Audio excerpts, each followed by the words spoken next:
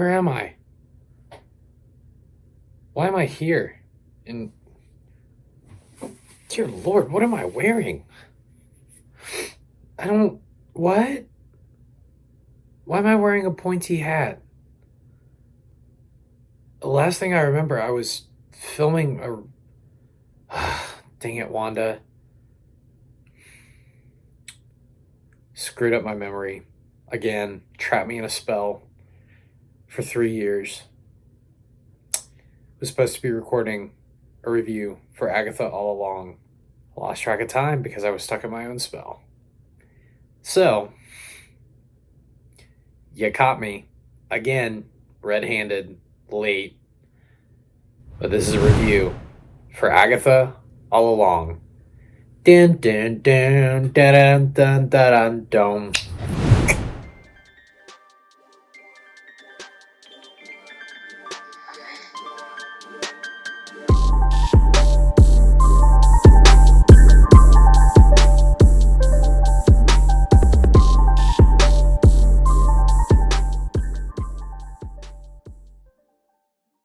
So, I loved Agatha All Along. Plain and simple. Great show. My third favorite MCU show out of all of the Disney Plus shows so far. It was fun. It was intriguing. It was a really compelling character study on a lesser known character inside of the Marvel Comics and inside of the MCU so far. Why is this thing still floppy? It wasn't a redemption story. It did something similar, in my mind, to the TV show Succession. You have these really crappy kids who are all obscenely rich, richer than they know what to do with themselves.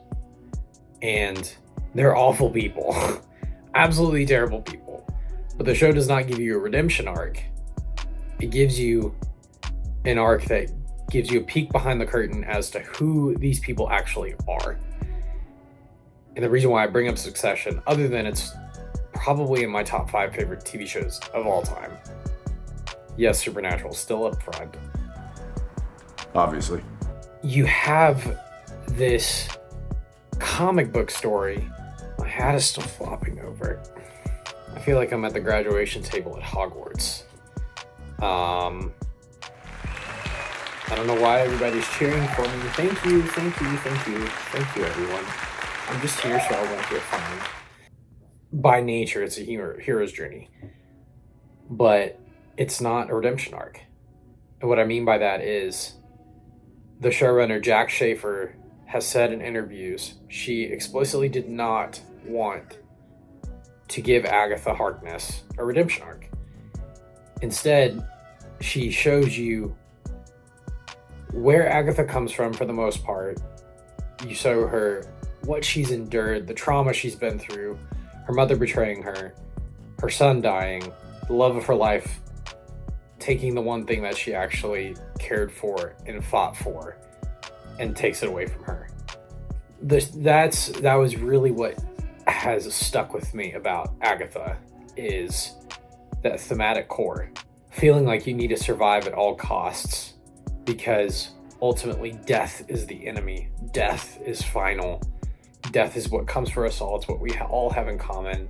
And that's one of the reasons why I love the Harry Potter series so much, because that is the central theme of Harry Potter. That's the one thing Harry and Voldemort fight over all the time, is that tension of how do you respond to death? How do you respond to grief? And Agatha balanced that so well. The relationship between Agatha and Rio, aka Death, I don't think it's that much of a spoiler to say Aubrey Plaza, the queen herself, is Mistress Death. We all knew it. Funko Pop ruined it for us. It's out there in the world, period. Exclamation mark, underscored, italic, bold, period.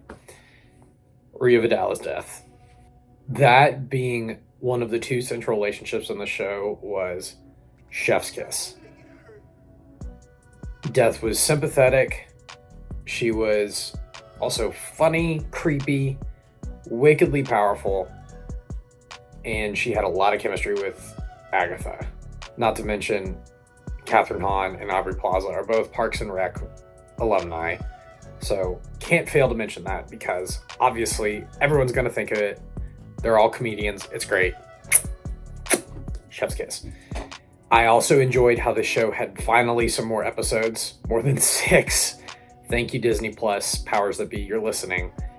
These MCU shows need more episodes, period, exclamation mark, underscore, bold, underlined, all that stuff. It gave the time for the writers to flesh out this little known character, to figure out what really motivates her. And that was fun. And then the concept of the Witch's Road was influenced by so many other pop culture properties: The Wizard of Oz, Rosemary's Baby, The Craft, so on and so forth, The Exorcism, Stranger Things even. It had influences of all these properties, and that was so fun. That's when I really find myself enjoying these stories the most, is when there's pop culture references woven into the fabric of the storytelling, but also in a way that's creative and fun and inventive, and Agatha did that so well. Granted, I don't believe in witchcraft. I don't ascribe to witchcraft. I'm a practicing Christian. I believe in Jesus. Agatha, or witchcraft itself, is not something I believe in. The lore behind it is interesting, but it's not something it's not a lifestyle I would choose to follow for myself. But the lore that the writers incorporated into the fabric of the story of the show was very compelling. It was fun to think about. It drove the story forward. It was not there for exposition. It was there for function. And in the ultimate reveals that happened in the last episode, you see how important that was to the character of Wiccan, aka Joe Locke, aka Teen, aka Billy, whatever you want to call him. He's Sauron. He has many names. Who cares? In that time, I have had many names. That reveal was really cool because it makes you think, what are his powers? Where did these powers come from? Did they come from influences in his life? Did they come from... Oops, spoiler alert. His mom and his dad, Wanda Maximoff and Vision? Did those powers come from them? Or were they dormant? Did he pick them up in the Hex? We don't know. But you have his interest in witchcraft, and you think about like the little tidbits of knowledge, like the tarot card readings and the potion making, and I don't want to even touch on one of them because it's just like I don't believe in it, period. I'm not going to go down that path. But all these elements of witchcraft were woven into the fabric of the story and made it really interesting as a medium. Again, don't subscribe to it. Don't need to hash that again. But every bit of mythology was functional. That's something that's missing from these MCU stories nowadays. Things are scatterbrained, not cohesive, rudderless, uninspired. Agatha was inspired. And you could tell that Jack Schaefer had a vision for this show. What was really interesting also was the introduction of a queer main character being in a queer relationship, and not only having one queer character, but two queer characters, both being in relationships in the show, and there not being that much blowback, which was fascinating. That was a first for Marvel Studios. They've been known to have a lot of pushback with that stuff. But those relationships were designed so that Agatha, you could just flesh out what was going on inside of her brain. And as the characters go down the Witch's Road, that's not a spoiler, it's in the trailer, you learn more about how that came to be, the mythology behind the Witch's Road, and how that's actually a function of the story. And I can't take myself seriously with the pointy tip flopping over, which it's going to do right now, probably anyways. Yeah, it's They were all functions of the story, and those are all positives.